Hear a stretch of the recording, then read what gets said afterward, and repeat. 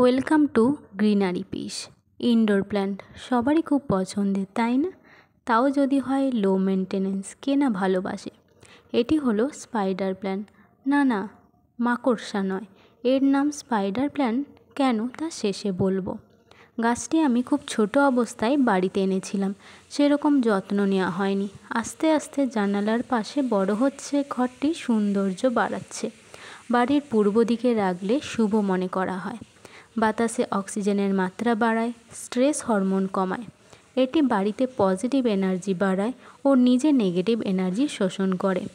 পরিবারে মানুষের মধ্যে মেলবন্ধন বজায় রাখে, সুস্থ রাখে। এটি সকালে রোদ পছন্দ করে। প্রচণ্ড রোদে পাতা হলুদ হয়ে যায়। টবের মাটি শুকনো হলে তবেই জল দেবে। দেখো, প্রায় 2 সপ্তাহ জল দেওয়া হয়নি। সামনের দিকে একটু যেন শুকিয়ে যাচ্ছে, তাই কেটে বাদ দিলাম। এতে কোনো ক্ষতি হবে না। এতে আমি একটু 1 চামচ কফি পাউডার দিয়েছিলাম, আর তেমন কিছুই দেওয়া হয়নি। সার খুব একটা দেওয়ার দরকার নেই। যারা গাছের যত্ন নিতে ভুলে যাও কিন্তু গাছ ভালোবাসো, আজই নিয়ে এসো। নতুন বাগানীদের জন্য এটি আদর্শ।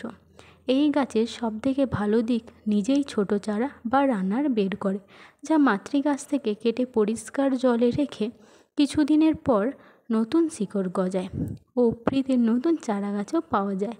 স্পাইডার গাছে এই ছোট লম্বা সরু পাতা ঝুলতে থাকে বলে, যা মাকড়সার মতো দেখতে, তাই এর নাম স্পাইডার প্ল্যান্ট।